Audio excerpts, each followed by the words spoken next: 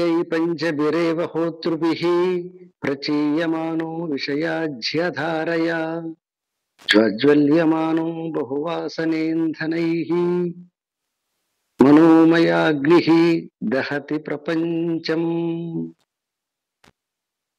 ನಹ್ಯಸ್ತ ವಿದ್ಯಾ ಮನಸೋತಿರಿಕ್ತ ಮನೋಹಿ ಅವಿದ್ಯಾ ಭವಬಂಧ ಹೇತುಃ ತಸ್ಮಿನ್ ವಿನಷ್ಟೇ ಸಕಲಂ ವಿನಷ್ಟಂ ವಿಜೃಂಭತೆಸ್ಮಿನ್ ಸಕಲಂ ವಿಜೃಂಭತೆ. ಸ್ವಪ್ನೇರ್ಥಶೂನ್ಯೇ ಸೃಜತಿ ಸ್ವಶಕ್ತ್ಯಾ ಭೋಕ್ತ್ರಾದಿ ವಿಶ್ವಂ ಮನ ಏವ ಸರ್ವಂ ತಥೈವ ಜಾಗ್ರತ್ಯಪಿ ನೋ ವಿಶೇಷಃ ತತ್ಸರ್ವಂ ಏತನ್ಮನಸೋ ವಿಜೃಂಭಣಂ. ಶ್ಲೋಕ ನಂಬರ್ 169. ನಹಿ ಅಸ್ತಿ ಅವಿದ್ಯಾ ಮನಸೋ ಅತಿರಿಕ್ತ. ಅಂದ್ರೆ ಮನಸ್ಸಿಗಿಂತಲೂ ಕೂಡ ಅವಿದ್ಯೆ ಅಂತಕ್ಕಂತಹದ್ದು ಮತ್ತೆ ಬೇರೆ ಯಾವುದು ಇಲ್ಲ. ಮನಸ್ಸೇ ಅವಿದ್ಯೆ. ಮನೋಹಿ ಅವಿದ್ಯಾ ಭವ ಬಂಧ ಹೇತು. ಈ ನಮ್ಮ ಒಂದು ಏನು ಇವತ್ತು ಒಂದು ರೆಸ್ಪಾನ್ಸಿಬಿಲಿಟಿ ಅಂತಕ್ಕಂತಹ ಒಂದು ಬಂಧನ, ಅಂದ್ರೆ ರೆಸ್ಪಾನ್ಸಿಬಿಲಿಟಿ ಅಂತಕ್ಕಂಥದ್ದು ಒಂದು ಬಂಧನ. ಆ ರೆಸ್ಪಾನ್ಸಿಬಿಲಿಟಿಯನ್ನ ಪೂರೈಸಕ್ಕೋಸ್ಕರ ಸಲುವಾಗೇನೆ ಹೋರಾಟ ಮಾಡ್ತೀವಿ. ಆ ಹೋರಾಟದ ಫಲದಿಂದನೇ ನಮಗೆ ಈ ಎಲ್ಲ ಏರಿಳಿತಗಳು ಆಗ್ತಕ್ಕಂತಹದ್ದು. ಸೊ ಹಾಗಾಗಿ ಇದನ್ನ ಈ ರೀತಿಯಾಗಿ ಬಂಧನ ಅಂತ ಅರ್ಥ ಮಾಡ್ಕೋಗ್ಬಿಟ್ರೆ ಮತ್ತೆ ನಮಗೆ ಸ್ಪಿರಿಚುವಲ್ ಏನ್ ಹೇಳಿ ಕೊಡ್ತದೆ, ನಮಗೆ ಫ್ರೀಡಮ್ ಇಲ್ಲ ಅಂತ ಹೇಳಿ ಕೊಡ್ತದೆ ಅಂತ ಅರ್ಥ ಮಾಡಬಾರ್ದು. ನಿಮ್ಮ ಮನಸ್ಸೇ ನಿಮ್ಗೆ ಯಾವುದು ರೆಸ್ಪಾನ್ಸಿಬಿಲಿಟಿ ಅಂತ ಇದ್ದು ಅದನ್ನ ಪೂರೈಸ್ಬೇಕು ಅಂತ ಏನು ಒಂದು ಹೋರಾಟ ಮಾಡ್ತಿರಲ್ವಾ, ಆ ಹೋರಾಟದ ಇನ್ನೊಂದು ಅರ್ಥವೇ ಅದನ್ನ ನಾವು ಬಂಧನ ಅಂತ ಅರ್ಥ ಮಾಡಿಕೊಳ್ಬೇಕು. ಎಲ್ಲರ ತಪ್ಪಾಗಿ ಅರ್ಥ ಮಾಡಿಕೊಂಡು ಅನರ್ಥ ಆಗ್ತಕ್ಕಂತಹ ಸಾಧ್ಯತೆ ಉಂಟು. ಯಾವಾಗಲೂ ಕೂಡ ಇಲ್ಲಿ ಮುಕ್ತವಾಗಿದೆ ಮನುಷ್ಯನಿಗೆ ವೇದಾಂತ ಕೊಡುವಂತಹ ವಾಕ್ಯದ ವಿವರಣೆಯನ್ನ ಸರಿಯಾಗಿ ಅರ್ಥ ಮಾಡಿಕೊಳ್ಳಲಾರದೆ ಅನರ್ಥವನ್ನು ಮಾಡಿಕೊಂಡಿರ್ತಕ್ಕಂತಹದ್ದು ಅದು ನಮ್ಮ ಮನಸ್ಸಿನ ಸಮಸ್ಯೆ. ಸೊ ಹಾಗಾಗಿ ನಾವು ಸರಿಯಾಗಿ ಅರ್ಥ ಮಾಡಿಕೊಳ್ಬೇಕು. ಈ ನಮ್ಮ ಜವಾಬ್ದಾರಿ ಅಂತ ಏನ್ ಕರಿತೀವಿ, ಇದು ನಮಗೆ ಗೊತ್ತಾಗದಂತೆ ನಮ್ಮನ್ನು ಸದಾ ಅದು ಬಂಧಿಸ್ತಾ ಇರ್ತದೆ. ಎಲ್ಲಿ ಬಂಧಿಸ್ತದೆ? ಭವ ಬಂಧ ಹೇತು. ಭವ ಅಂದ್ರೆ ಈ ಜಗತ್ತಿನಲ್ಲಿ ಒಂದು ತದನುಗುಣವಾಗಿರುವಂತಹ ಒಂದು ಕಮಿಟ್ಮೆಂಟು ನಮ್ಮಲ್ಲಿ ಇದಾವೆ. ಆ ಕಮಿಟ್ಮೆಂಟ್ ಏನಾಗುತ್ತವೆ ಅಂತಂದ್ರೆ ಅವು ನಮಗೆ ಬಂಧನವನ್ನ ಉಂಟು ಮಾಡ್ತವೆ. ನಾವು ಸೊಸೈಟಿಯಲ್ಲಿ ನಾವು ಹೀಗಿರ್ಬೇಕು, ಈಗ ಮಾಡಿದಾಗ್ಲೇನೆ ಅದು ಕಂಪ್ಲೀಟ್ ಆಗುತ್ತೆ. ಮಕ್ಕಳಿಗೆ ಎಜುಕೇಶನ್ ಕೊಡಿಸಿದ್ಮೇಲೆನೆ ಕಂಪ್ಲೀಟ್ ಆಗುತ್ತೆ. ಮಕ್ಕಳು ಉದ್ಯೋಗ ತಗೊಂಡ್ಮೇಲೆನೆ ಪೇರೆಂಟ್ಸ್ಗೆ ತೃಪ್ತಿ ಆಗುತ್ತೆ. ಮಕ್ಕಳಿಗೆ ಮ್ಯಾರೇಜ್ ಮಾಡಿದ್ಮೇಲೆನೆ ತೃಪ್ತಿ ಆಗುತ್ತೆ. ಮತ್ತೆ ಅವರಿಗೆ ಮಕ್ಕಳಾದ್ಮೇಲೆನೆ ತೃಪ್ತಿ ಆಗುತ್ತೆ. ಹೀಗೆ ಒಂದಾದ್ಮೇಲೆ ಒಂದು ಇವೆಲ್ಲವೂ ಕೂಡ ಸಂಸಾರ ದೃಷ್ಟಿಯಿಂದ ಒಳ್ಳೆಯದು. ಆದರೆ ಆ ಸಂಸಾರದ ಜೊತೆಗೆ ಅವು ನಮಗೆ ಗೊತ್ತಾಗದಂತೆ ಒಂದೊಂದೊಂದೊಂದೊಂದೊಂದೊಂದೊಂದು ಆ ಬೇಡಿಯನ್ನ ಹಾಕ್ತವೆ. ಹಾಗಾಗಿ ಅದನ್ನ ಭವಬಂಧನ. ನಾನು ಇದೊಂದು ಮಾಡಿಬಿಟ್ರೆ ಕಂಪ್ಲೀಟ್ ಆಗುತ್ತೆ ನೋಡ್ರಿ, ಇದಾಗ್ಬಿಡುತ್ತೆ ಅಂದ್ರೆ ನಾನು ಫ್ರೀ ಆಗ್ತೀನಿ ಅಂತ ಯಾವಾಗ್ಲೂ ನಮ್ಗೆ ಸದಾ ಒಂದು ಬರ್ತಾನೆ ಇರ್ತದೆ. ಹಾಗೆ ಬರುವಂತಹದ್ದೇ ಬಂಧನ.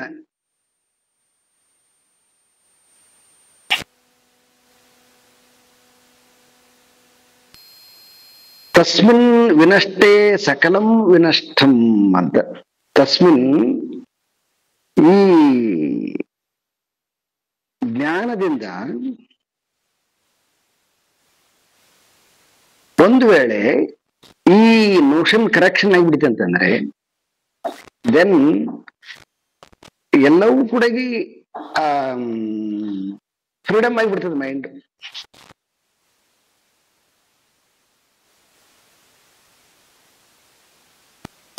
ಅದು ಒಂದ್ ಸ್ವಲ್ಪ ಅದಕ್ಕೆ ಕರೆಕ್ಷನ್ ಮಾಡ್ಬೇಕು. ಅದಕ್ಕೆ ಆ ಕರೆಕ್ಷನ್ ಮಾಡಿಬಿಟ್ರೆ ಸಾಕು, ಅದೇನಾಗುತ್ತೆ, ಕಂಪ್ಲೀಟ್ ಆಗಿ ಫ್ರೀಡಮ್ ಆಗಿಬಿಡ್ತದೆ ಆ ವಿಷಯದಲ್ಲಿ. ಎಲ್ಲಾ ವಿಷಯದಲ್ಲೆಲ್ಲ ಯಾವ್ದು ಅದಕ್ಕ ದುಃಖ ಇತ್ತು, ಯಾವ್ದು ಬಂಧನ ಇತ್ತು, ಆ ಬಂಧನದಿಂದ ಬಿಡುಗಡೆ ಆಗಿಬಿಡ್ತದೆ. ಮತ್ತೆ ಅದಕ್ಕಿಂತ ಆಳವಾಗಿರ್ತಕ್ಕಂತಹ ಆ ಬಂಧನಕ್ಕೆ, ರೆಸ್ಪಾನ್ಸಿಬಿಲಿಟಿಗೆ ಕಾರಣವಾಗಿರ್ತಕ್ಕಂತಹ ಬೀಜ ಏನಿದೆ ನೋಡಿ ಕಾರಣ ಶರೀರದಲ್ಲಿ, ಅದನ್ನೇನಾದ್ರೂ ಅಳಿಸಿಬಿಟ್ಟಿವಿ ಅಂತಂದ್ರೆ ಎಲ್ಲ ವಿನಷ್ಟ, ಎಲ್ಲ ನಷ್ಟ ಆಗಿಬಿಡ್ತದೆ. ಸಕಲಂ ವಿನಷ್ಟಂ, ಎಲ್ಲ ನಷ್ಟ ಆಗಿಬಿಡ್ತದೆ. ವಿಜೃಂಭತೆ ಅಸ್ಮಿನ್ ಸಕಲಂ ವಿಜೃಂಭತೆ. ಯಾವಾಗ ನಮಗೆ ಅದನ್ನ ಅಡ್ರೆಸ್ ಮಾಡಕ್ ಬರೋದಿಲ್ಲ, ಅದನ್ನ ನಾವು ಎರರ್ ಮಾಡಕ್ ಬರೋದಿಲ್ಲ, ರಿಮೂವ್ ಮಾಡಕ್ ಬರೋದಿಲ್ಲ, ದೆನ್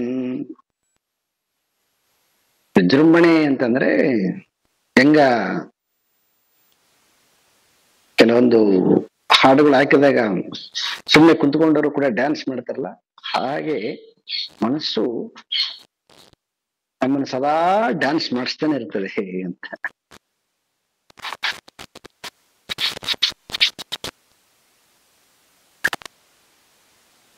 ಹೀಗೆ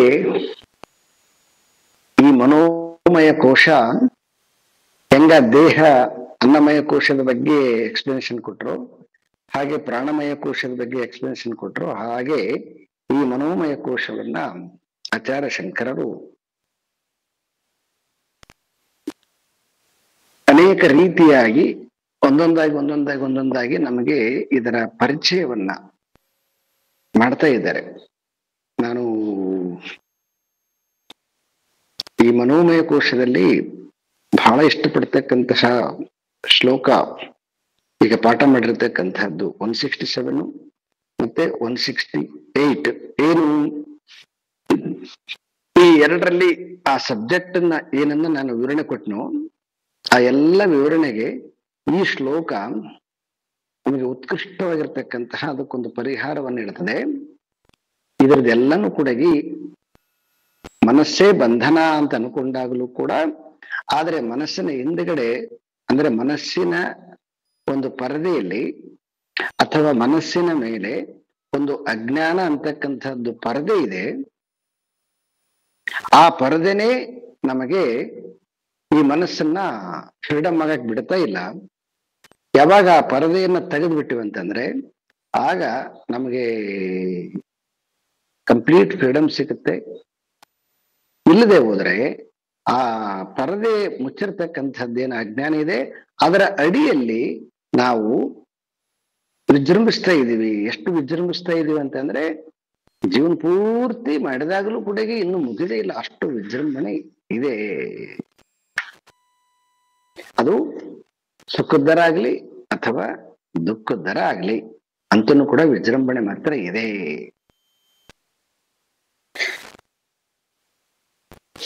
ಹೀಗೆ ಹೇಳಿ ಈಗ ಶ್ಲೋಕ ನಂಬರ್ 170 ಇದನ್ನ ಮತ್ತೊಂದು ರೀತಿಯಾಗಿ ಮನಸ್ಸಿನ ಮುಖವನ್ನ ತೋರಿಸ್ತಾ ಇದ್ದಾರೆ. It's also it's very important ಶ್ಲೋಕ. ಸ್ವಪ್ನೇ ಅರ್ಥಶೂನ್ಯೇ ಸೃಜತಿ ಸ್ವಶಕ್ತ್ಯ. ಸ್ವಶಕ್ತ್ಯ ಸ್ವಪ್ನೆ ಅರ್ಥಶೂನ್ಯ ಸೃಜತಿ ಅಂತ. ಮನಸ್ಸು ತನ್ನ ಶಕ್ತಿಯಿಂದ, ಸ್ವಶಕ್ತ್ಯ ಅಂದ್ರೆ ತನ್ನ ಶಕ್ತಿಯಿಂದ, ಅಂದ್ರೆ ಮನಸ್ಸಿಗೆ ಆ ಒಂದು ಕ್ವಾಲಿಟಿ ಇದೆ. ಏನು ಕ್ವಾಲಿಟಿ ಇದೆ ಅಂತಂದ್ರೆ ಸೃಜತಿ ಅಂದ್ರೆ ಉತ್ಪತ್ತಿ ಮಾಡುತ್ತೆ. ಏನನ್ನ ಉತ್ಪತ್ತಿ ಮಾಡುತ್ತೆ? ಸ್ವಪ್ನೆ ಅರ್ಥಶೂನ್ಯ. ಅರ್ಥಶೂನ್ಯ ಅಂತಂದ್ರೆ ಬಹಳ ಲಾಜಿಕ್ ಆಗಿ ಶಬ್ದ ಪ್ರಯೋಗ ಮಾಡಿದ್ದಾರೆ. ಅಂದ್ರೆ ಹುರುಳಿಲ್ಲದೆ ಇರ್ತಕ್ಕಂತಹ, ಹುರುಳಿಲ್ಲದೆ ಇರ್ತಕ್ಕಂಥದ್ದಂದ್ರೆ ರಿಯಾಲಿಟಿ ಇಲ್ಲದೆ ಇರ್ತಕ್ಕಂತಹ ದೃಶ್ಯವನ್ನ ಸೃಜಿಸಿ ಸ್ವಪ್ನವನ್ನ ಕ್ರಿಯೇಟ್ ಮಾಡತಕ್ಕಂತಹ ಕ್ವಾಲಿಟಿ ಈ ಮನಸ್ಸಿಗಿದೆ. ಎಲ್ಲಿ ಅಂದ್ರೆ ಅದನ್ನ ಸ್ವಪ್ನ ಅಂತ ಕರೆದ್ರು. ಅಂದ್ರೆ ಸ್ವಪ್ನಾವಸ್ಥೆ ಅಂತಂದ್ರೆ ಕನಸಿನಲ್ಲಿ, ಕನಸಿನಲ್ಲಿ ನಾವೆಲ್ಲರೂ ಕೂಡ ಅನೇಕ ರೀತಿಯಾಗಿರ್ತಕ್ಕಂತಹ ಕನಸುಗಳನ್ನ ಕಾಣ್ತೀವಿ. ಆ ಕನಸಿನಲ್ಲಿ ಕಾಣತಕ್ಕಂತಹ ಏನು ಕನಸುಗಳಿದಾವೋ ಅದು ಎಲ್ಲವೂ ಕೂಡ ಅರ್ಥ ಇಲ್ಲದ್ದು, ಅರ್ಥ ಶೂನ್ಯ ಅಂದ್ರೆ ಅರ್ಥ ಇಲ್ಲದೆ ಇರ್ತಕ್ಕಂತಹದ್ದು, ಹುರುಳಿಲ್ದೆ ಇರ್ತಕ್ಕಂತಹದ್ದು. ಯಾಕೆ ಅಂದ್ರೆ ಅದು ಎದ್ದ ಮೇಲೆ ರಿಯಾಲಿಟಿ ಇರೋದಿಲ್ಲ. ಕಾಣುವಾಗ ರಿಯಾಲಿಟಿ ಇರ್ತದೆ, ಆದ್ರೆ ಯಾವಾಗ ನಾವು ಎದ್ದೇಳ್ತೀವಿ, ಜಾಗೃತಾವಸ್ಥೆಗೆ ಬರ್ತೀವಿ, ಆವಾಗ ಅಲ್ಲಿ ಅರಮನೆನೂ ಇರೋದಿಲ್ಲ, ಮತ್ತೆ ಏನು ಸ್ವಿಮ್ಮಿಂಗ್ ಪೂಲ್ ಅನ್ನೋ ಇರೋದಿಲ್ಲ, ಏನೂ ಇರೋದಿಲ್ಲ. ಖಾಲಿ ಅದೆಲ್ಲನೂ ಕೂಡ ಅದ್ಮೇಲೆ ಸೊನ್ನೆ, ಎಂಥದ್ದು ಇಲ್ಲ. ಇದೆಲ್ಲ ಯಾರು ಕ್ರಿಯೇಟ್ ಮಾಡ್ತಾರೆ? ಯಾರು ಕ್ರಿಯೇಟ್ ಮಾಡ್ತಾರೆ ಅಂದ್ರ ನಮ್ಮ ಮನಸ್ಸೇ ತನ್ನ ಸ್ವಶಕ್ತಿಯಿಂದ ಕನಸಿನಲ್ಲಿ ಅರ್ಥವಿಲ್ಲದ ಜಗತ್ತನ್ನ ಸೃಷ್ಟಿ ಮಾಡ್ತದೆ.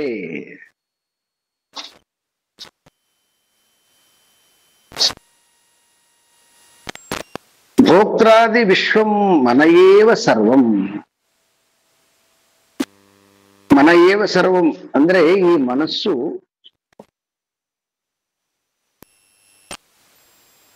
ಭೋಕ್ತಾದಿ ಅಂದ್ರೆ ನಮಗೆ ಅನುಭವಕ್ಕೆ ಬರ್ತದೆ. ಅದೆಲ್ಲದೂ ಕೂಡ ವಿಶ್ವದ ಎಲ್ಲ ಆ ಕನಸು ಕಾಣುವಾಗ ಎಲ್ಲವನ್ನ ಅನುಭವಕ್ಕೆ ಬರುವ ಹಾಗೆ, ಅಂದ್ರೆ ಅದನ್ನ ಆನಂದಿಸ್ತೀವಿ, ದುಃಖ ಪಡ್ತೀವಿ, ಸುಖ ಪಡ್ತೀವಿ, ಎಲ್ಲ ಮಾಡ್ತೀವಿ. ಆದ್ರೆ ಅದ್ರ ರಿಯಾಲಿಟಿ ಅಂತ ನೋಡಿದ್ವಿ ಅಂದ್ರೆ ರಿಯಾಲಿಟಿ ಅಲ್ಲ. ಆದರೂ ಕೂಡ ಅದು ಸತ್ಯವಲ್ಲದೆ ಇದ್ರೂ ಕೂಡ ಅದು ಅನುಭವಿಸುವ ಹಾಗೆ, ಅದು ನಿಜ ಅನ್ನುವ ಹಾಗೆ, ಮತ್ತೆ ಅದರದ್ದು ಎಲ್ಲ ಏರಿಳಿತಗಳು ನಮ್ಮ ಮೇಲೆ ಪರಿಣಾಮ ಮಾಡ್ತವೆ. ಎಂಥ ಸುಖವಾದ ಕನಸು ಕಂಡೆ, ಅಯ್ಯೋ ಇವತ್ತು ಬಹಳ ಕೆಟ್ಟ ಕನಸು ಕಂಡೆ ಅಂದ್ರೆ ಅದನ್ನ ಅನುಭವಿಸ್ತಾನ ಮನುಷ್ಯ. ಅನುಭವ ಇಲ್ಲ ಅಂತ ಅರ್ಥ ಇಲ್ಲ. ಆದ್ರೆ ರಿಯಾಲಿಟಿನ, ರಿಯಾಲಿಟಿ ಅಲ್ಲ. ಸತ್ಯವಲ್ಲದೆ ಇರ್ತಕ್ಕಂಥದ್ದು ಆದರೂ ಕೂಡ ನಮಗೆ ಜಾಗೃತಿಲಿಕ್ಕಿಂತ ಹೆಚ್ಚು ಆನಂದವನ್ನ, ದುಃಖವನ್ನ ಕೊಡತಕ್ಕಂತಹ ಮನಸ್ಸು ಕನಸನ್ನ ಸೃಷ್ಟಿ ಮಾಡಿ, ವಿಶ್ವವನ್ನ ಸೃಷ್ಟಿ ಮಾಡಿ ನಮಗೆ ಆ ಅನುಭವಕ್ಕೆ ಬರುವ ಹಾಗೆ ಮಾಡ್ತಾ ಇದೆ. ಸೊ ಈ ಎರಡು ವಾಕ್ಯಗಳು ನಾನೇನ್ ಜಾಸ್ತಿ ಇದನ್ನ ವಿಸ್ತಾರ ಮಾಡಕ್ ಹೋಗಲ್ಲ. ಯಾಕೆಂತಂದ್ರೆ ಈಗ ನಮಗೆಲ್ಲ ಕನಸು ಮಿಥ್ಯ ಅಂತಕ್ಕಂತಹದ್ದು ನಮ್ಮೆಲ್ಲರಿಗೆ ಒಪ್ಪಿಕೊಂಡಿದ್ದೀವಿ ಅಂತ ಅನ್ಕೊಂಡಿದ್ದೀನಿ. ಆದ್ರೆ ಕೆಲವೊಂದು ವ್ಯಕ್ತಿಗಳು, ಕೆಲವೊಬ್ಬರು ಮಾತ್ರ ಬೆಳಗಿನ ಜಾವದಲ್ಲಿ ಬೆಳಗಿನ ಜಾವದಲ್ಲಿ ಕಂಡಿರ್ತಕ್ಕಂತಹ ಕನಸು ಸತ್ಯ ಅಂತ ಕೆಲವೊಬ್ರು, ಇನ್ನು ಮಿಡ್ನೈಟ್ ಅಲ್ಲಿ ಕಂಡಿರ್ತಕ್ಕ ಏನೇನು ಅದ್ರ ಮೇಲೆ ಕೆಲವೊಂದಿಷ್ಟು ಇದೆ. ಇನ್ನು ಕೆಲವೊಬ್ಬರಿಗೆ ನಾನು ಕನಸು ಕಂಡೆ, ಅದು ಸರಿ, ನಾನು ಕಂಡದ್ದೇ ಸರಿ, ಅದು ಆಯ್ತು ಅಂತ ಹೇಳಿ ಆ ಕನಸಿನ ಲೋಕಕ್ಕ ಮತ್ತೆ ಇಲ್ಲಿಗೆ ಲಿಂಕ್ ಮಾಡಿ, ಅದು ಜೋಡಣೆ ಮಾಡಿ, ಅದನ್ನು ಕೂಡ ತಮ್ಮದೇ ಆಗಿರ್ತಕ್ಕಂಥ ಮನಸ್ಸಿನಿಂದ ಜೋಡಿಸಿಕೊಂಡು ನನಗೆ ಕನಸು ಬಿದ್ದಿರೋದು ಸರಿ ಅಂತ ಆ ಕನಸನ್ನ ಬಹಳ ಸತ್ಯ ಅನ್ನುವ ಹಾಗೆ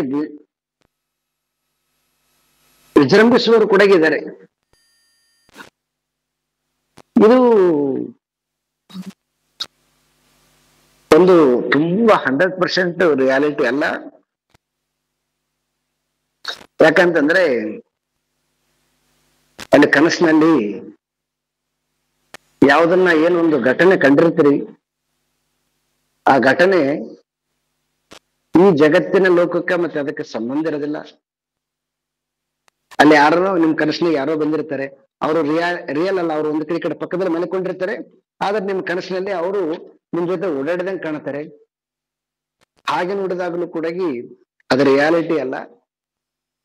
ಇನ್ನೂ ಕೆಲವೊಂದಿಷ್ಟು ಈ ವಿಚಿತ್ರವಾಗಿರ್ತಕ್ಕಂತಹ ಈ ದೇವ್ರನ್ನ ತಗೊಂಡು ಬಂದು ದೇವ್ರ ಕನಸಿನಾಗ ಬಂದಿದ್ದ, ನನಗೆ ಹಿಂಗ್ ಹೇಳಿದ, ಅದು ಸತ್ಯವಾಗುತ್ತ ಅಂತ ಹೀಗೆಲ್ಲ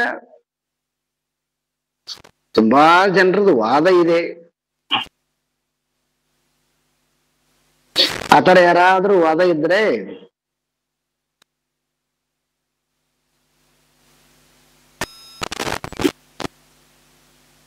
ಅದನ್ನೆಲ್ಲನೂ ಕೂಡ ಇನ್ನೊರ ಜೊತೆ ಡಿಸ್ಕಸ್ ಮಾಡಿ, ಅವ್ರ ಜೊತೆ ಸಂಪರ್ಕಕ್ಕಿದ್ರೆ, ಇಲ್ಲ ಸಂಪರ್ಕ ಇಲ್ಲದೆ ಇದ್ರೆ ಯಾರ ಜೊತೆ ನಿಮ್ಗೆ ಸಂಪರ್ಕದ ಅವ್ರ ಜೊತೆಗೆ ಡಿಸ್ಕಸ್ ಮಾಡಿ, ಇಲ್ಲ ಅಂತಂದ್ರೆ ಗ್ರೂಪ್ ಅಲ್ಲಿ ಮೆಸೇಜ್ ಹಾಕಿ ಮತ್ತೆ ಅದಕ್ಕೆ ಉತ್ತರ ಕೊಟ್ಬಿಟ್ಟು ಮತ್ತೆ ನೆಕ್ಸ್ಟ್ ಕ್ಲಾಸ್ ಅಲ್ಲಿ ಹೇಳಕ್ ಪ್ರಯತ್ನ ಮಾಡ್ತೀನಿ.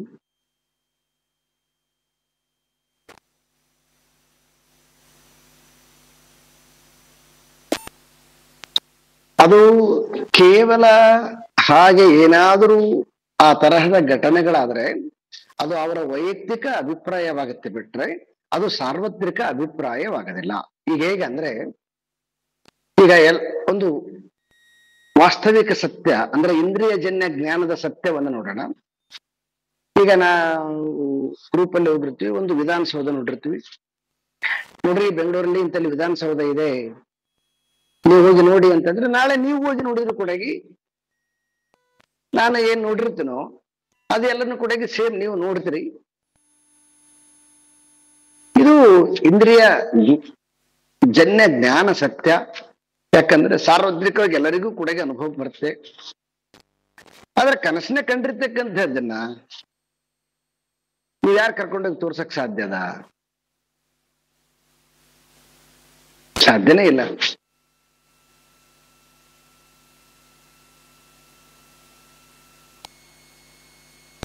ಹಾಗಾಗಿ ಕನಸಿನಲ್ಲಿ ಏನಾದ್ರೂ ಕಂಡ್ರೆ ಅದನ್ನ ನಾನು ಮಿಥ್ಯ ಅಂತ ಹೇಳೋದಿಲ್ಲ, ಅದು ಸಾರ್ವತ್ರಿಕ ಸತ್ಯವಲ್ಲ, ನಿಮ್ಮ ವೈಯಕ್ತಿಕ ಅನುಭವದ ನೆಲೆಗಟ್ಟಿನ ಮೇಲೆ ಸತ್ಯವಾಗುತ್ತೆ. ನನಗೆ ಒಬ್ರು ಯಾರೋ ಹೇಳಿದ್ರು, ನನಗೆ ದಿನಾನು ಕೂಡ ಹಂಪಿ ಹೇಳಿದ್ರಲ್ವ, ಹಂಪಿ, ಆ ಹಂಪಿಯಲ್ಲಿ ಒಂದು ಗುಹೆಯಲ್ಲಿ ಒಂದು ಲಿಂಗ ಕಾಣಿಸ್ತಾ ಇದೆ ನನಗೆ ದಿನ ಕನಸಿನಲ್ಲಿ, ಒಂದ್ಸಲ ಹೋಗೋಣ ಅಂತ ಹೇಳಿದ್ರು ಅವರು. ಆಯ್ತ್ರಿ ಹೋಗೋಣ ಅಂತ ಹೊರಟಿವಿ. ಆಯ್ತು, ಅವರು ಯಾವುದೋ ಒಂದು ರೂಟ್ ಮೇಲೆ ಕರ್ಕೊಂಡೋಗಿ ನೋಡಿ ನನ್ನ ಕನಸಿನ ಕಂಡದ್ದು ಇದೇ ಲಿಂಗ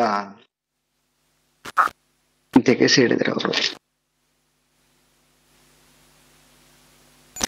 ಈಗ ನೋಡಿದಾಗ ಏನಾಗತ್ತೆ, ಕರೆಕ್ಟ್ ಇದೆ, ಇವ್ರು ಕನಸಿನ ಕಂಡಿದ್ದು ಮತ್ತೆ ಇಲ್ಲಿರೋದು ಸತ್ಯ ಅಂದ್ರೆ ಕನಸು ಸತ್ಯ ಅಂತ ಅರ್ಥ ಆಗುತ್ತ.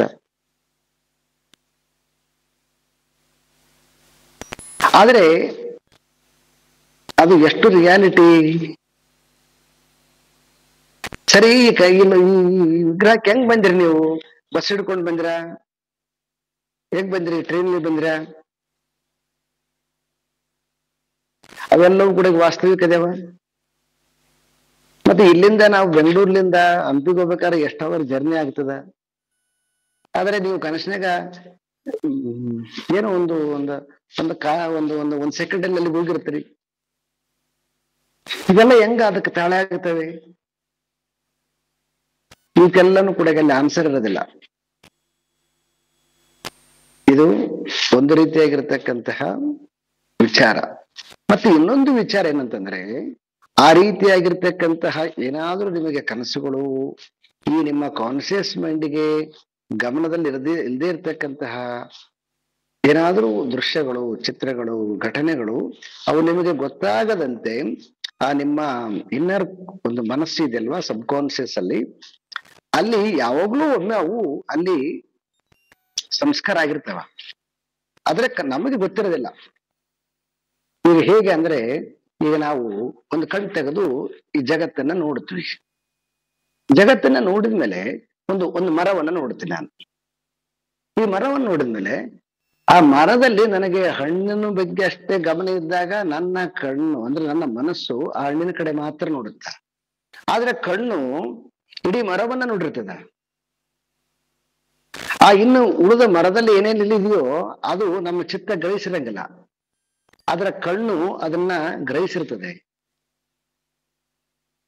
ಆ ಗ್ರಹಿಸಿರ್ತಕ್ಕಂತಹದ್ದು ಇನ್ಯಾವುದು ರೂಪದಲ್ಲಿ ಅದು ಒಂದು ಸಂಸ್ಕಾರ ಆಗಿರ್ತದೆ.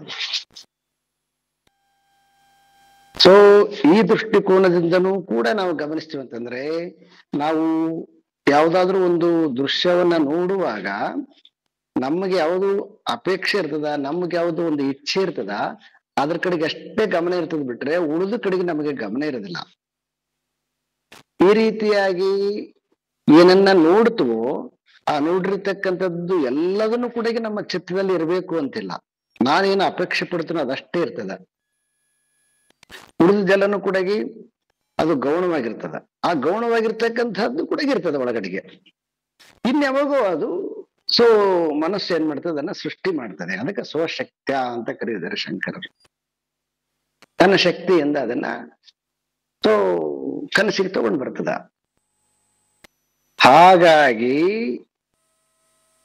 ನೀವು ಏನಾದ್ರೂ ಓದಿದ್ದಿರ್ಬೋದು ಅಥವಾ ಯಾರ್ದ ಎಲ್ಲಾದ್ರೂ ಕೇಳಿದ್ದಿರ್ಬೋದು, ಇನ್ಯಾವುದೋ ನಿಮಗೆ ಚಿತ್ತದ ಗಮನ ಇಲ್ಲದೆ ಇಂದ್ರಿಯಕ್ಕೆ ಗೋಚರವಾಗಿರ್ತಕ್ಕಂಥದ್ದಿರ್ಬೋದು. ಇನ್ನು ಆಳದಲ್ಲಿ ಏನೇನಿದೆಯೋ ಅದು ಗೊತ್ತಿಲ್ಲ. ಆ ಕಾರಣ ಶರೀರದಲ್ಲಿ ಅಲ್ಲಿಂದನೂ ಕೂಡ ಅದು ಬಂದಿರಬಹುದು. ಸೊ ಹಾಗಾಗಿ ಇಷ್ಟು ನಮಗೆ ನಮ್ಮ ಮನಸ್ಸಿನ ಪೂರ್ಣ ಪರಿಚಯ ಇಲ್ಲದೇ ಇರೋದ್ರಿಂದ, ಕೇವಲ ನಮಗೆ ಅರ್ಧ ಮನಸ್ಸಿನ ಪರಿಚಯ ಇರೋದ್ರಿಂದ ನಮ್ಮ ನಿರ್ಧಾರಗಳು ಈ ರೀತಿಯಾಗಿ ನಾನು ಯಾವಾಗಲೂ ನೋಡಿಲ್ಲ, ಇದು ಹೇಗೆ ಬಂತು ಅಂತ ಹೀಗೆಲ್ಲನೂ ಕೂಡ ಏನೋ ಒಂದು ವಿಶೇಷವಾಗಿರ್ತಕ್ಕಂಥದ್ದು, ಏನೋ ಸಮಥಿಂಗ್ ಅದು ಗೊತ್ತಿಲ್ಲ. ಆ ರೀತಿಯಾಗಿ ಆ ಕಲ್ಪನೆಯಲ್ಲಿ ಮತ್ತೊಂದು ಕಲ್ಪನೆಯನ್ನ ಕಲ್ಪಿಸಿಕೊಂಡು ಆ ಕಲ್ಪನೆಯಲ್ಲಿ ವಿಜೃಂಭಿಸ್ತಕ್ಕಂಥದ್ದು ಮನಸ್ಸಿನ ಸ್ಥಿತಿ. ಈಗ ನೀವು ಒಂದ್ ಸ್ವಲ್ಪ ನಿಮಗೆ ಪಾಲಿಟಿಕ್ಸ್ ಗೊತ್ತಿತ್ತಂತಂದ್ರೆ,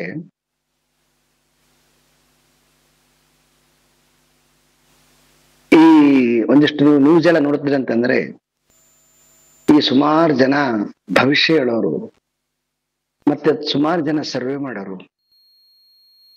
ಇವೆಲ್ಲ ಎಷ್ಟು ತಲೆಕೆಳಗಾಗ್ತವೆ. ಇಷ್ಟು ಕ್ಯಾಲ್ಕುಲೇಷನ್ ಅಥೆಂಟಿಕ್ ಆಗಿ ಒಂದು ಒಂದು ಒಂದು ಒಂದು ವ್ಯವಸ್ಥೆ ಒಳಗಡೆಗೆ ಕ್ಯಾಲ್ಕುಲೇಟ್ ಮಾಡಿರ್ತಕ್ಕಂಥದ್ದೇ ವಿರುದ್ಧ ಆಗ್ತದ. ಇನ್ನು ಕಲ್ಪನೆಯಲ್ಲಿ ಹೇಗಿರ್ಬೋದು? ಮೊನ್ನೆ ಲಾಸ್ಟು ಇದೇ ಡಿಸೆಂಬರ್ ಅಲ್ಲಿ 3ನೇ ತಾರೀಕಿಗೆ 3ನೇ ತಾರೀಕಿಗೆ ಸೊ ಮಧ್ಯಪ್ರದೇಶದ ಎಲೆಕ್ಷನ್ ಆಯ್ತು. 5 ರಾಜ್ಯಗಳ ಎಲೆಕ್ಷನ್ ಆಯ್ತು. ಅದರಲ್ಲಿ ಮಧ್ಯಪ್ರದೇಶ ಒಂದು. ಅದರಲ್ಲಿ ಎಲ್ಲವೂ ಸರ್ವೆ ಒಂಥರ ಹೇಳಿದ್ವು, ಆದ್ರೆ ರಿಸಲ್ಟ್ ಮಾತ್ರ ಅಪೋಸಿಟ್ ಆಗಿದೆ ಅಲ್ಲಿ. ಹಾಗೆ ಛತ್ತೀಸ್ಗಢದ್ದು ಕೂಡ.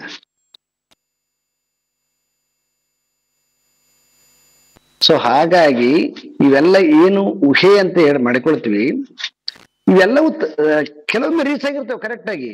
ಬಟ್ ಹಾಗಂತೇಳಿ ಅದು 100% ಅಂತ ನೋಡಿದ್ವಿ ಅಂತಂದ್ರೆ ಇಟ್ ಈಸ್ ನಾಟ್ 100%. ಸಮ್ಟೈಮ್ ಯಾವಾಗ ಲಿಂಕ್ ಆಗ್ತವೆ. ಲಿಂಕ್ ಆಗೋದಕ್ಕೆ ಅದಕ್ಕೆ ಏನೇನೋ ಕಾರಣ ಇರ್ತದ. ಅದು ಆ ಈಶ್ವರನ ಜಗತ್ತಿನಲ್ಲಿ. ಇನ್ನು ಕನಸಿನಿಂದನ್ನು ಕೂಡ ಲಿಂಕ್ ಹಾಕ ತುಂಬಾ, ಯಾಕಂದ್ರೆ ಇಮ್ಯಾಜಿನೇಷನ್ ಏನಾರ ಆಗ್ಬೋದು. ಹಾಗಾಗಿ ನೀವು ಕಂಡಿರ್ತಕ್ಕಂತಹ ದೇವರಿರ್ಬೋದು, ನೀವು ಕಂಡಿರ್ತಕ್ಕಂತಹ ಯಾವುದೋ ಒಂದು ಸ್ಥಳ ಇರ್ಬೋದು, ಇಲ್ಲ ನೀವು ಕಂಡಿರ್ತಕ್ಕಂತಹ ಯಾವುದೇ ಒಂದು ಘಟನೆ ಇರ್ಬೋದು, ಆ ಘಟನೆಯನ್ನ ಆಧರಿಸಿಬಿಟ್ಟು ಅದು ಸತ್ಯ ಅಂತಕ್ಕಂತಹದ್ದನ್ನ ಪ್ರೂವ್ ಮಾಡಕ್ ಹೋದ್ರೆ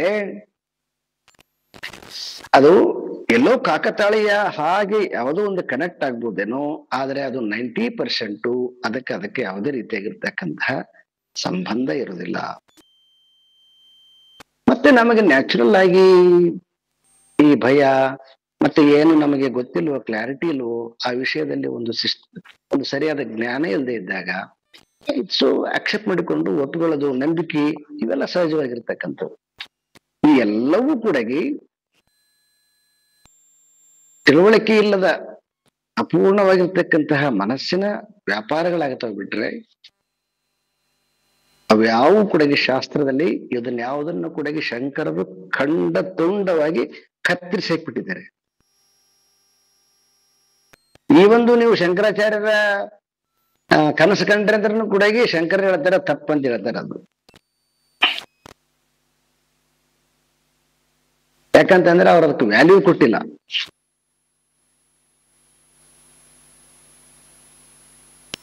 ಮತ್ತೆ ಹಾಗೆ ತಂದ್ರೆ ನಾವು ಏನಾದ್ರೂ ಕನಸಿನ ನಂಬಾರ್ದ ಅಂತ ಹೇಳಿದ್ರೆ ನಿಮಗ್ ಬಿಟ್ಟದ್ದು. ಶಾಸ್ತ್ರದಲ್ಲಿ ಅದಕ್ಕೆ ಒಂದು ಒಂದು ಒಂದು ಒಂದು ಗುಲ್ಗುಂಜಷ್ಟು ಕೂಡ ಸ್ಥಾನಂತೂ ಮೊದಲೇ ಇಲ್ಲ. ಭವಿಷ್ಯದಲ್ಲಿ ಅದದು. ಆದ್ರೆ ಶಂಕರ ವೇದಾಂತದಲ್ಲಿ ಮಾತ್ರ ಅದಕ್ಕೊಂದು ಒಂದು ಒಂದು ಒಂದು ಗುಲ್ಗುಂಜಿ ಅಷ್ಟು ಕೂಡ ಸ್ಥಾನ ಇಲ್ಲ. ಅದಕ್ಕೆ ಅರ್ಥ ಶೂನ್ಯ ಅಂತ ಪಕ್ಕ ಬರೆದ್ಬಿಟ್ಟಿದ್ದಾರೆ ಅವರು. ಹಾಗಾಗಿ ಯಾವುದೇ ಕಾರಣಕ್ಕೆ ಸ್ವಪ್ನದ ಕಂಡಿರ್ತಕ್ಕಂಥದ್ದನ್ನ ತಗೊಂಡು ಬಂದು ಶಾಸ್ತ್ರದಲ್ಲಿ ಲಿಂಕ್ ಮಾಡೋದು, ಜೋಡಿಸ್ಕೊಂಡ್ಬಿಟ್ಟು ಏನೋ ಮಾಡೋದು, ಅದು ವೇದಾಂತದ ಪರಿಭಾಷೆಯಲ್ಲಿ ವಿರುದ್ಧವಾಗಿರ್ತಕ್ಕಂಥದ್ದು. ಹಾಗಿತ್ತಂದ್ರೆ ಮತ್ತೆ ನಾವು ಕಂಡಿರೋದು ಸುಳ್ಳನ್ರಿ, ನೀವು ಕಂಡಿರೋದು ಸತ್ಯ. ಅದು ನಿಮಗದು, ಎಲ್ಲರಿಗಲ್ಲ. ನಿಮ್ಮ ಅನುಭವವನ್ನು ನಾವು ತೆಗೆದಾಕ್ಲಿಕ್ಕೆ ಯಾರು? ನಿಮ್ಮ ಅನುಭವ ಕರೆಕ್ಟ್ನೇ. ಆದ್ರೆ ನಿಮ್ಮ ಅನುಭವವನ್ನ ಎಲ್ಲರ ಅನುಭವ ಅಂತ ಮಾಡಕ್ ಹೋಗ್ಬೇಡಿ. ಅದು ಡೇಂಜರ್ ಆಗುತ್ತೆ. ಅದು ಯಾಕಂದ್ರೆ ಎಲ್ಲರೂ ಕನಸು ಕಾಣುತ್ತೀವಿ. ನಿಮ್ಮ ಕನಸು ನಿಮಗ್ ನಿಜ, ನನ್ನ ಕನಸು ನನಗ್ ನಿಜ. ಆದ್ರೆ ಎದ್ದ ಮೇಲೆ ವಸ್ತುಸ್ಥಿತಿಯನ್ನ ಗಮನಿಸಿದ್ವಿ ಅಂತಂದ್ರೆ ಅಲ್ಲಿ ಯಾವುದೂ ಕೂಡ ಆ ಕನಸಿನ ಕಾಲ ದೇಶಕ್ಕ ಮತ್ತು ಹೊರಗಿನ ಕಾಲ ದೇಶಕ್ಕ ಯಾವುದೇ ರೀತಿಯಾಗಿರ್ತಕ್ಕಂತಹ ಲಿಂಕ್ ಇರೋದಿಲ್ಲ. ಅಮೇರಿಕದಲ್ಲಿ ಯಾರನ್ನ ಮಾತಾಡಿಸ್ದಂಗೆ ಆಗ್ತದ. ಇಲ್ರಿ, ನಾನು ಅಮೇರಿಕದಲ್ಲಿ ಯಾರನ್ನ ಮಾತಾಡಿಸ್ತೇನೆ. ನಾನು ನಿಜವಾಗ್ಲು ಎಷ್ಟು ನಾನು 2 ಸಲ 3 ಸಲ ನೇರವಾಗಿ ನೋಡಿದ್ದೀನಿ ಕನಸಿನಾಗ. ಹ್ಯಾಂಗ್ ಹೋದ್ರಿ? ಯಾಕಂತಂದ್ರೆ ಇಲ್ಲಿಂದ ಅಮೆರಿಕಕ್ಕೆ ಹೋಗ್ಬೇಕಾದ್ರೆ ಅಟ್ಲೀಸ್ಟ್ ಒಂದು 24 ಗಂಟೆ ಬೇಕು. ಮಲ್ಕೊಂಡು ಒಂದು ಅರ್ಧ ಗಂಟೆ ಮಲ್ಕೊಂಡು ಎದ್ದ ಮೇಲೆ ನಾನು ಅಮೆರಿಕದಲ್ಲಿ ಇಂಥವ್ರನ್ನ ನೋಡಿ ಬನ್ನಿ ಅಂತಂದ್ರೆ ಯಾವ ಆಧಾರದ ಮೇಲೆ ಒಪ್ಬೇಕು? ಹೋಗ್ಲಿ ಬಿಡಿ, ಅವನು ಕೇಳಿದ್ರೆ ಅವನಿಗೇನ ಗೊತ್ತದ? ಹೌದ್ರಿ, ಇವ್ರು ಬಂದಿದ್ರಿ, ನನ್ನ ಮಾತಾಡಿಸ್ಕೊಂಡು ಹೋದ್ರಂತ ಅವನನ್ನ ಹೇಳ್ತಾನ. ಅಲ್ಲೂ ಕೂಡ ಇಲ್ಲ.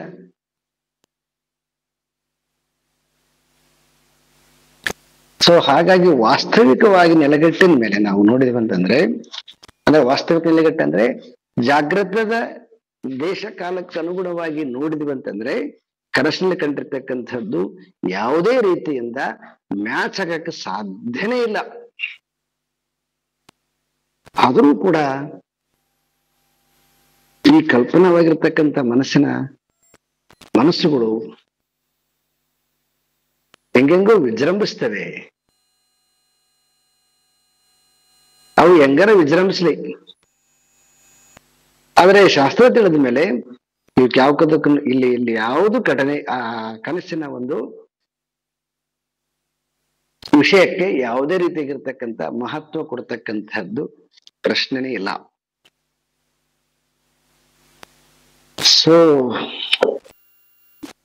ಇಷ್ಟನ್ನ ನಾನು ಯಾಕೆ ಮಾತಾಡ್ಬೇಕಾಗಿತ್ತು ಅಂತಂದ್ರೆ, ಈ ಮೊದಲೆಲ್ಲ ಕೆಲವೊಮ್ಮೆ ಈ ಸ್ವಪ್ನದ ಬಗ್ಗೆ ಮಾತನಾಡುವಾಗ ಇನ್ನೂ ಅನೇಕ ರೀತಿಯಾಗಿರ್ತಕ್ಕಂಥ ಕೆಲವೊಮ್ಮೆ ಓಪನ್ ಆಗಿ ಹೇಳದೇ ಇದ್ರು ಎಲ್ಲೋ ಒಂದು ಕಡೆಗೆ ಕೆಲವೊಬ್ಬರು ಅದನ್ನ ಯಾವಾಗೂ ರಿಪೀಟ್ ಮಾಡೋದಾಗ್ಲಿ ಇನ್ನೇನೋ ಮಾಡೋದು ಮಾಡ್ತಿರ್ತಾರೆ. ಆ ಕಾರಣದಿಂದ ನನಗೆ ಎಷ್ಟು ಸಾಧ್ಯತೆ ಇದೆನೋ ಅಷ್ಟು ಸಾಧ್ಯತೆಯ ಮೇರೆಗೆ ಈ ವಾದವನ್ನ ತಳ್ಳಿ ಹಾಕಿದ್ದೀನಿ. ಕನಸಿನಲ್ಲಾಗತಕ್ಕಂಥ ಘಟನೆ ಸತ್ಯ ಅಂತಕ್ಕಂಥ ವಾದವನ್ನು ತಳ್ಳಿ ಹಾಕಿದ್ದೀನಿ. ಇನ್ನೂ ಯಾರಾದ್ರೂ ಇಂಟ್ರೆಸ್ಟ್ ಇದ್ರೆ ಬರೀರಿ ಇದರಲ್ಲಿ ಗ್ರೂಪ್ ಅಲ್ಲಿ, ಮತ್ತೆ ಬೇಕಾದ್ರೆ ಇನ್ಯಾವಾಗಾದ್ರು ಸಮಯ ನೋಡಿಕೊಂಡು ಅದನ್ನ ಡಿಸ್ಕಸ್ ಮಾಡ್ಬೋದು. ತಥೈವ ಜಾಗೃತಿ ಅಪಿ ನೋ ವಿಶೇಷ.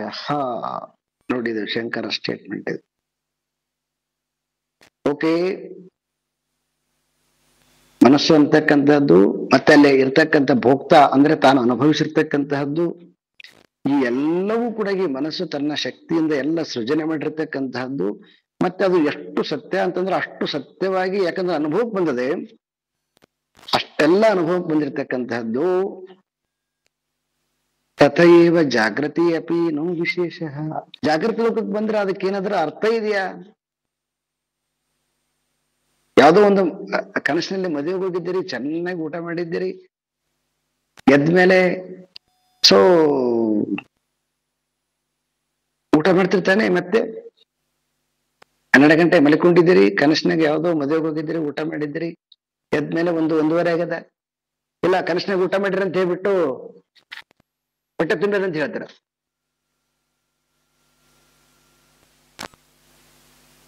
ಯಾವಾಗಲೂ ಏನೋ ಒಂದು ಗುಂಗಲ್ಲಿ ಯಾವುದೋ ಒಂದು ಕನಸನ್ನು ಕಂಡುಬಿಟ್ಟು ಅದನ್ನ ಎಷ್ಟು ವಾದ ಮಾಡತ್ತಿರಲ್ಲ. ಈಗ ಹೇಳ್ತೀನಿ, ಅಲ್ಲಿ ಚೆನ್ನಾಗಿ ಊಟ ಮಾಡಿದ್ದೀರಿ,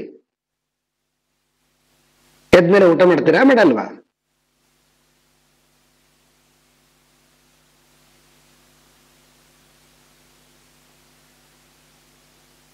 ಇದೆಲ್ಲ ಭ್ರಾಂತಿ ಅಂತಾನೂ ಗೊತ್ತಿಲ್ಲ ಮನಸ್ಸಿಗೆ.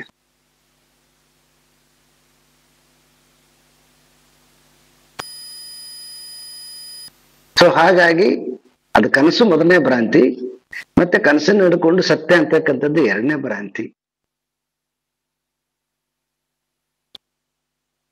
ಭ್ರಾಂತಿಯಲ್ಲೇ ಕಳೆದೋಗುತ್ತೆ ಜೀವನ. ಯಾಕೆಂತಂದ್ರೆ ಅದನ್ನ ವಿಚಾರ ವಿಚಾರಕ್ಕೆ ಹೋಗೋದಿಲ್ಲ. ವಿಚಾರ ಬಂದ್ರೆ ಭ್ರಾಂತಿ ಅಷ್ಟಾಗಿ ಬಿಡ್ತದ, ವಿಚಾರಕ್ಕೆ ತರೋದಿಲ್ಲ ಅಲ್ವಾ. ಅದನ್ನ ಹಂಗ ಗೌಪ್ಯವಾಗಿ ಇಟ್ಕೊಳ್ಳೋದು, ಏನೋ ಸಾಧಿಸೋರ್ ತರ.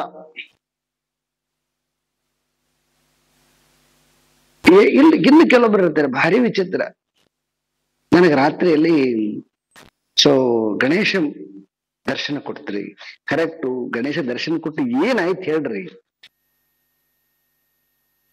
ಗಣೇಶ ದರ್ಶನ ಕೊಟ್ಟಗಳಿಗೆ ನಿಮ್ಮ ಬುದ್ಧಿ ಏನು ಇಡೀ ಎಲ್ಲ ನೋಡಿದ ತಕ್ಷಣಕ್ಕೆ ಅವು ಅರ್ಥ ಮಾಡಿಕೊಳ್ಳೋಷ್ಟು ಕೆಪಾಸಿಟಿ ಬಂದ್ಬಿಡ್ತ.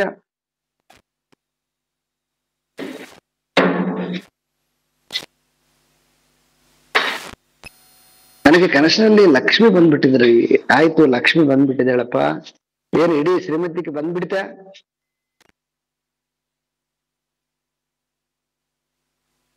ಜಗತ್ತಿನಲ್ಲಿ ನಿಮ್ಮಷ್ಟು ಶ್ರೀಮಂತರು ಯಾರಿಲ್ಲದಷ್ಟು ಲಕ್ಷ್ಮಿ ಬಂದ್ಬಿಟ್ಲ. ಏನು ಒಂದಕ್ಕೊಂದು ಟ್ಯಾನ್ ಇದೆಯಾ?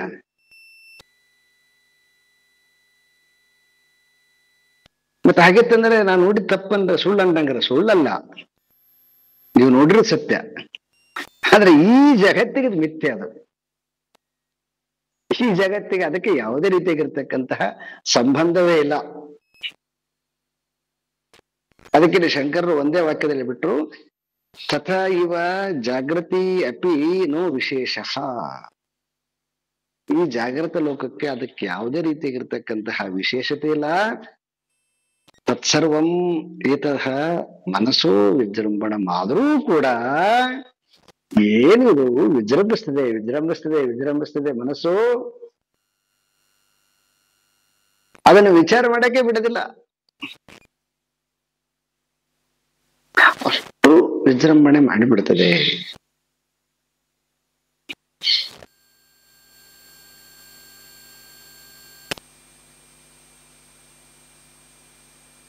ಆ ಕಾರಣದಿಂದ ಕೊನೆಗೆ ಏನ್ ಮಾಡ್ಬೇಕು ನೀವು, ಅಂತವ್ರ ವಿಚಾರದಿಂದ ಹೊರಗಡೆ ಬರ್ಬೇಕು, ಬಿಟ್ರೆ ಮತ್ತೆ ನಿಮಗೆ ಬೇರೆ ಒಂದು ದಾರಿ ಇಲ್ಲ. ಯಾಕಂದ್ರೆ ಮೂಢಾವಸ್ಥೆಯಲ್ಲಿರೋ ಜೊತೆಗೆ ಎಂತ ಕೆಲಸ ಇರ್ತದೆ ಹೇಳ್ರಿ. ಮೂಢರ ಜೊತೆ ಮೊದಲೇ ವಾದ ಮಾಡಬಾರ್ದಂತ ಶಂಕರ್ ಹೇಳಿದ್ದಾರೆ. ಅವ್ರಿಗೆ ಅರ್ಥ ಆಗುತ್ತಂದ್ರೆ ಹೇಳಿಸ್ಬೇಕು, ಹೇಳ್ಬೇಕು. ಅರ್ಥ ಮಾಡಿಕೊಳ್ಳಕ್ಕೆ ಅವ್ರಿಗೆ ಯೋಗ್ಯತೆ ಎಂದೇ ಇತ್ತಂತಂದ್ರೆ ದೆನ್ ಏನ್ ಮಾಡ್ಬೇಕು, ವಾಚ ಬರಬೇಕು ಮನಸ್ಸು ನಮ್ಮದು.